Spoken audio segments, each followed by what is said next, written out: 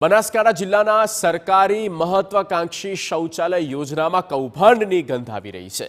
પાલનપુર તાલુકા પંચાયત દ્વારા લાભાર્થીઓને ચૂકવેલા પૈસા અંગે વિવાદ થયો છે। ટેકનિકલ આસિસ્ટન્ટના નિરીક્ષણ કે સહી વિના પૈસા ચૂકવ્યા હોવાના પણ દાવો કરવામાં આવ્યો। ટેકનિકલ આસિસ્ટન્ટે જવાબદાર અધિકારીઓ પાસે જવાબ માંગ્યો છે। ટેકનિકલ આસિસ્ટન્ટે ટીડીઓ, બ્લોક કોર્ડિનેટર અને હિસાબી અધિકારીને પત્ર લખ્યો।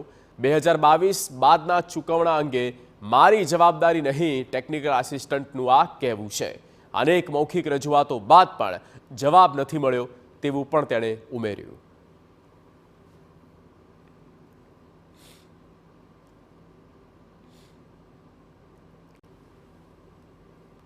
બનાસકાંઠા જિલ્લાનો આ આખો ઘટનાક્રમ છે, જ્યાં કૌભાંડની ગંધ, શૌચાલયના પૈસામાં પણ કૌભાંડ થયું છે। પાલનપુર તાલુકા પંચાયત દ્વારા લાભાર્થીઓને જે પૈસા ચૂકવવામાં આવ્યા તે અંગે વિવાદ થયો।